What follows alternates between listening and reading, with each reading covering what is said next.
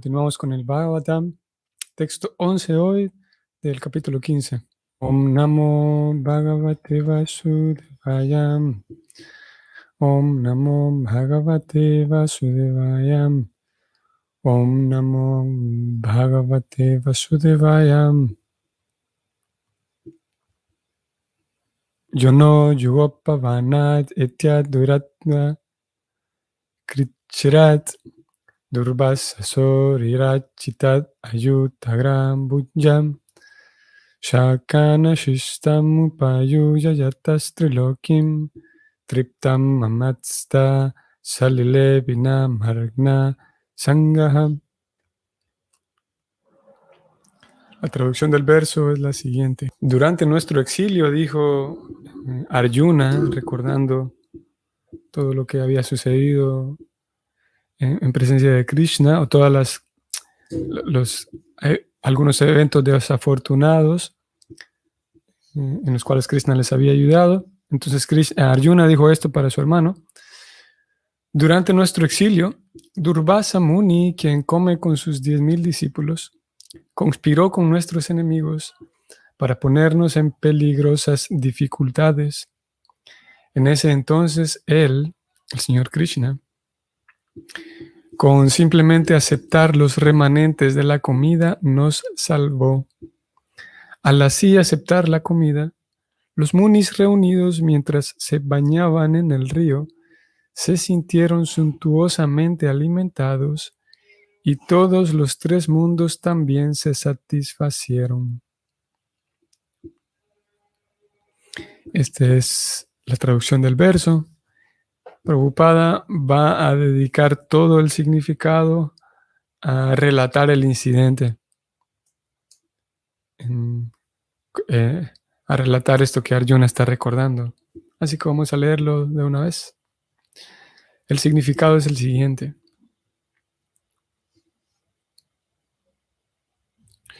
Durvasa Muni, él es un poderoso brahmana místico determinado a observar los principios de la religión con grandes votos y bajo estrictas austeridades.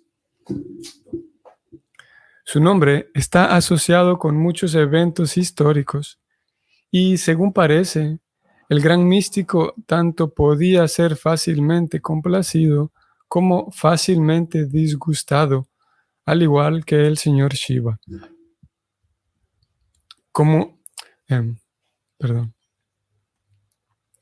Cuando se satisfacía, podía hacerle un tremendo favor al servidor, pero si no, podía causar la mayor de las calamidades. Kumari Kunti solía ocuparse en casa de su padre de toda clase de servicios para todos los grandes brahmanas, y Durvasa Muni, satisfecho con su buena recepción, la bendijo con el poder de llamar a cualquier semidios que deseara. Se sabe que él era una encarnación plenaria del señor Shiva, y en consecuencia podía tanto satisfacerse como disgustarse fácilmente. Él era un gran devoto del señor Shiva, y por orden de éste, aceptó ser el sacerdote del rey Swetaketu, debido a que el rey había realizado sacrificios por 100 años. En ocasiones solía visitar el parlamento del reino celestial de Indradeva. Él podía viajar por el espacio mediante sus grandes poderes místicos, y se sabe que viajó una gran distancia por el espacio, llegando incluso a los planetas Vaikunta, más allá del espacio material. Él viajó todas esas grandes distancias en el lapso de 1 año, durante su riña con el rey Ambarisha, el gran devoto y emperador del mundo.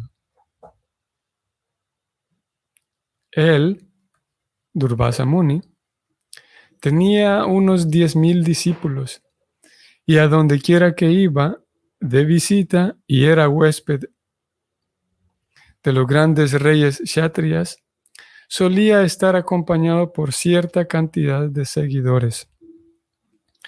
Una vez visitó la casa de Duryodhana, el primo y enemigo de Maharaj Yudhishthira. Duryodhana fue lo suficientemente inteligente como para satisfacer al brahmana por todos los medios, y el gran rishi Durvasa quiso darle una bendición. Duryodhana conocía sus poderes místicos y sabía también que si el místico brahmana no era complacido, podía causar algún estrago. Así pues, planeó hacer que el brahmana volcara su ira sobre sus primos enemigos, los Pándavas. Cuando el rishi Durvasa quiso concederle a Duryodhana alguna bendición, este último le pidió que visitara la casa de Maharaj Yudhishthira, quien era el mayor y principal de todos sus primos. Pero, a pedido de Duryodhana, él iría a visitarlo después de que Yudhishthira hubiera terminado de comer con su reina Draupadi. Duryodhana sabía que después de que Draupadi comiera, a Maharaj Yudhishthira le resultaría imposible recibir a un número tan grande de invitados brahmanas, y en consecuencia el rishi se molestaría y le crearía algún problema a su primo Maharaj Yudhishthira. Ese era el plan de Duryodhana.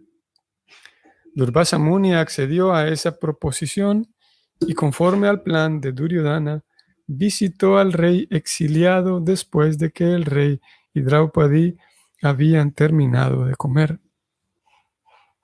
A su arribo a la puerta de Maharaj Yudhishthira, de inmediato fue bien recibido, y el rey le pidió que concluyera en el río sus ritos religiosos de mediodía, pues para ese momento la comida estaría lista. Durvasa Muni, junto con su gran número de discípulos, fue a bañarse al río, y Maharaj Yudhishthira se llenó de preocupación por los invitados.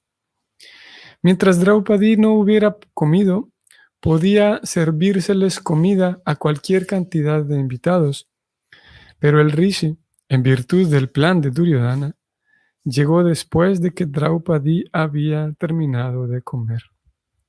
Cuando los devotos se encuentran en dificultades, tienen una oportunidad de recordar al Señor con suma atención, de modo que mientras Draupadi se hallaba en esa peligrosa situación, estaba pensando en el Señor Krishna, y el omnipresente Señor pudo percatarse de inmediato de la peligrosa posición en que se encontraban sus devotos. Así pues, él se presentó en el lugar de los hechos y le pidió a Draupadi que le diera cualquier comida que tuviera en la despensa. Cuando el Señor le hizo este pedido, Draupadi se entristeció porque el Señor Supremo le había pedido algo de comer y ella era incapaz de proveerlo en ese momento. Ella le dijo al Señor que el misterioso plato que había recibido del Dios del Sol podía suministrar cualquier cantidad de comida si ella misma no había comido. Pero ese día ya ella había comido y por lo tanto estaban en peligro. Al expresarle al Señor sus dificultades, comenzó a llorar ante él como solo una mujer haría en esa situación. El Señor, no obstante, le pidió a Draupadi que trajera las ollas de la cocina para ver si había quedado alguna partícula de comida. Y al Draupadi hacerlo, el Señor encontró una partícula de vegetal pegada a una de las ollas. El Señor la recogió de inmediato y se la comió. Después de hacer eso, el Señor le pidió a Draupadi que llamara a sus invitados, Durvasa y sus acompañantes. Bhima fue al río a llamarlos. Bhima dijo, abre comillas, señores, ¿por qué se están demorando? Vengan, su comida ya está lista. Cierra comillas. Pero, debido a que el Señor Krishna aceptó una pequeña partícula de comida, los brahmanas se sintieron suntuosamente alimentados, aún mientras se hallaban en el agua. Ellos pensaron que como Maharaj Yudhishthira les debió de haber preparado muchos platos suculentos y ellos no tenían hambre y no podían comer, el rey se iba a sentir mal, así que era mejor no presentarse, de modo que decidieron irse. Este incidente muestra que el Señor es el místico más grande de todos y por consiguiente se le conoce como Yogeshvara. Otra instrucción es que todo cabeza de familia debe ofrecerle comida al Señor y el resultado será que todo el mundo, incluso un conjunto de invitados que ascienda a 10,000, se sentirá satisfecho por el hecho de que el Señor está satisfecho. En eso consiste el servicio devocional. Allí termina el significado. Muy bien, hemos llegado aquí al significado de este verso. Y hay algunas... toda la obra de Prabhupada contiene, abarca diferentes elementos espirituales, diferentes herramientas y recursos espirituales. Prabhupada se encargó de presentar el servicio devocional tal como él, si ustedes lo ven, termina todo este significado, termina vinculando todo este significado con el servicio devocional. Y él, si bien es verdad, relata un incidente que figura en el Mahabharata, no figura este incidente que él relata aquí, no figura en las páginas del Bhagavatam, sino más bien en el Mahabharata. Y como hemos dicho en otras ocasiones, la vida de los Pándavas y incidentes como este y temas como el de hoy son temas transversales, ya que para conocer más de ellos, o sea, el Bhagavatam mismo, en el verso de hoy, Arjuna presenta mediante sus recuerdos y sus reflexiones, presenta esta reflexión ante su hermano Yudhishthira, ¿no? Pero el lector, para saber más de ese incidente, necesitará acudir al Mahabharata. Y en ese sentido, y debido a ello, es que es llamado de conocimiento transversal, porque es un tema que nos remite a otro libro, que es el Mahabharata. Y Prabhupada entonces recoge del Mahabharata ese incidente y otros incidentes también, y los presenta aquí en el Srimad Bhagavatam en sus significados. Y en muchas ocasiones, en tantas ocasiones, esos incidentes del Mahabharata no necesariamente vienen cargados vienen teñidos de la enseñanza relativa al servicio devocional. En la mayoría de los casos, en sí, el Mahabharata contiene la historia de diferentes personajes, especialmente el Mahabharata, al entrar en la categoría de los itihasas,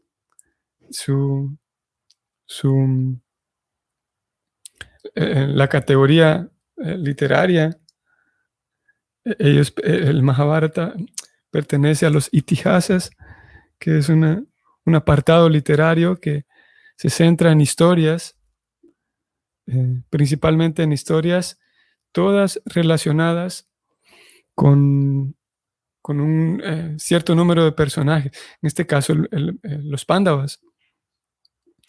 En realidad el Mahabharata va, toda su Su narrativa va en torno a los Pándavas y en torno a hasta llegar a la batalla de Kurukshetra y algunos incidentes que vienen después, la coronación de, de Pariksit y la muerte de Pariksit, y el Mahabharata gira en torno a ellos. Y no necesariamente en esos itihasas, que son libros complementarios a los 4 Vedas originales, a los 4 Vedas que dan origen a los demás libros, no necesariamente esos libros vienen cargados con información acerca del servicio devocional.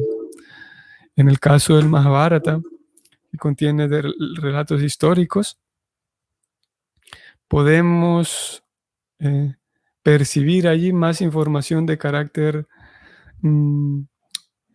podemos decir moral, de carácter más moral y sí, más relacionado con el cumplimiento de los deberes, la ética y la moral, los intercambios sociales y ciertas normas de conducta social. Es lo que encontramos en el Mahabharata. Y no por ello son, en un sentido podemos decir que son libros menos importantes, viéndolo desde una perspectiva espiritual completamente.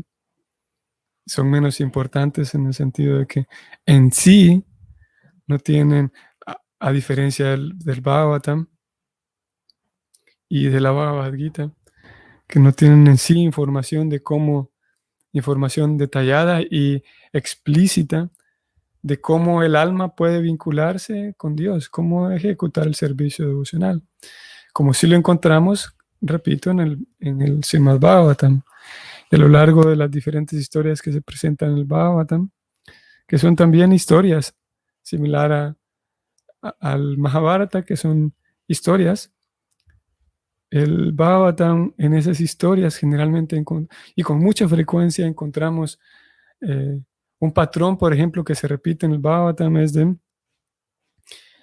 un maestro espiritual o una persona adelantada en la comprensión espiritual se encuentra con otro personaje y le revela conocimiento acerca del servicio devocional. Y Narada Muni es uno de los personajes tan frecuentes que entran y salen en las escenas del Bhagavatam para instruir a diferentes personajes, diferentes grandes devotos. Narada Muni hace su primera intervención en este primer canto, por ejemplo, desde el capítulo 4, 5 y 6, cuando el escritor de los Vedas, que es Vyasadeva, está allí sintiéndose incompleto y sintiéndose insatisfecho con lo que acaba de hacer, que es escribir los Vedas. Y aparece por primera vez Narada Muni para instruirlo acerca del servicio devocional, instruirlo directamente, de manera directa. Ellos no solamente hablan de asuntos morales y éticos, sino Narada Muni habla directamente de cómo ejecutar servicio devocional, o más bien en este caso con Vyasadeva. Él le recomienda que describa a Krishna y que es como un preámbulo, podemos decir, esa primera aparición de Narada Muni, como un preámbulo, una introducción, podemos decir, del servicio devocional en sí. Más adelante, Narada Muni aparece nuevamente en tantas ocasiones, aparece con Dhruva Maharaj, por ejemplo, para instruirle, y las instrucciones que él le da a Dhruva Maharaj son explícitas de cómo él tiene que ir al bosque. Dhruva Maharaj ya iba, de hecho, su intención era directamente ir al bosque. Y Narada Muni, ya que Dhruva iba hacia allá, le recomienda que haga cierta adoración, que haga ciertas actividades durante el día, que coma ciertos alimentos, que cante cierto mantra y que todo eso lo haga en un espíritu devocional a Krishna. Ese tipo de conversaciones encontramos en el Bhagavatam. Y a lo largo de 9 cantos vamos viendo diferentes devotos que, si por un lado tenemos esa dinámica entre maestro espiritual y discípulo en el Bhagavatam mismo, por otro lado, en el mismo Bhagavatam encontramos historias de discípulos ejecutando la orden de su maestro espiritual. Y encontramos discípulos en acción, digamos. Podemos ver cómo se conducían y cómo enfrentaban diferentes situaciones aquellos discípulos que ejecutaban servicio devocional.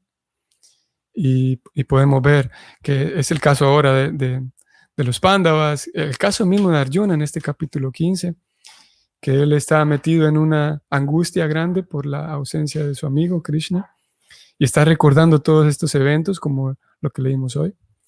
Y termina su reflexión Arjuna, termina recordando a Krishna, recordando que él está siempre acompañado de Krishna y recobrando su buen juicio, podemos decirlo en esos términos. Arjuna, lo vemos a uno de los grandes devotos de Krishna en el Bhagavatam, recurriendo a uno de los recursos, acudiendo y haciendo uso de uno de los recursos devocionales, que es el recuerdo, y gracias al recuerdo logra recobrar su buen juicio, su compostura, y seguir enfrentando su vida en ausencia de Krishna y en medio de una situación desagradable o una situación, sí, no muy grata, angustiante, dice el Bhagavatam. Así que luego vemos en ocasiones más adelante, por ejemplo, a Prahlad Maharaj, que él similarmente metido en diferentes apuros, él consigue a través de diferentes elementos del servicio devocional, él consigue mantener su buen juicio. Y así similarmente encontramos a otros devotos, el caso de Gayendra en el canto 8, por ejemplo.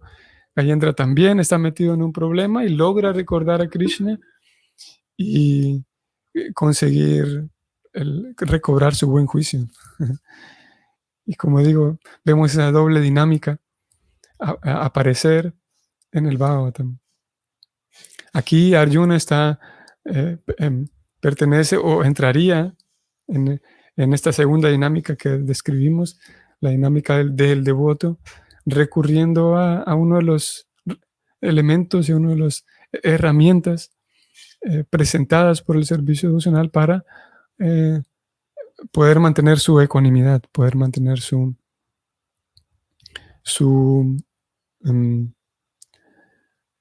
conciencia en Krishna, ya que las actividades y las circunstancias materiales en diferentes momentos son muy apremiantes y indudablemente todos lo sabemos. Con mucha facilidad podemos ser distraídos y podemos terminar siendo robados, si podemos usar esa palabra. Terminamos perdiendo nuestro vínculo, nuestra comunión, nuestra atención con Krishna, de Krishna. O sea, en otras palabras, el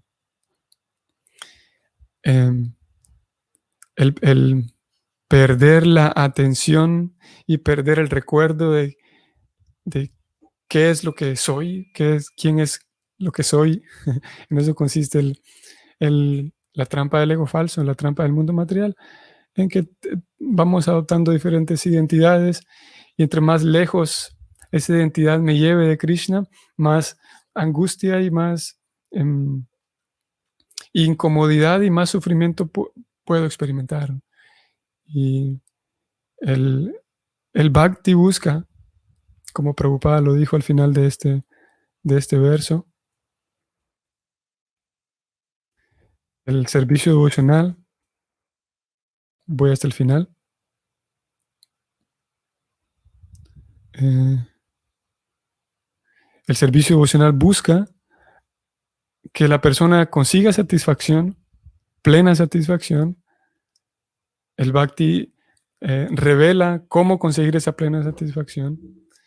Y la forma de conseguir esa plena satisfacción es satisfacer de diferentes maneras, intentar satisfacer de diferentes maneras al Señor. Y por el acto de satisfacer a Krishna,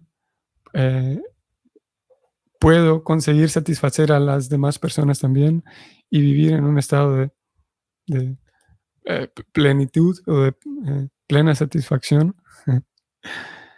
Y esa plena satisfacción está directamente vinculada con la capacidad que la persona tenga de recordar todo el tiempo su identidad como una persona amada por Krishna, como ayer lo dijimos. La capacidad que la persona tenga de recordar eso. Si soy capaz de recordarme que Krishna nunca me deja, que Krishna siempre busca mi bienestar, entonces estaré más próximo a esa satisfacción. Y como dije, vemos y vamos a seguir viendo en el Bhagavatam más de estos ejemplos de devotos que, a pesar de, tal vez momentáneamente, como es el caso de Arjuna, que quedó abrumado en todo el camino, quedó abrumado y afligido durante todo el camino, pero logra recobrar su sano juicio por la misericordia de Krishna, por la gracia de Krishna. Ok, espero que sea un día agradable para ustedes hoy, un día provechoso, y nos vemos mañana. Hare Krishna.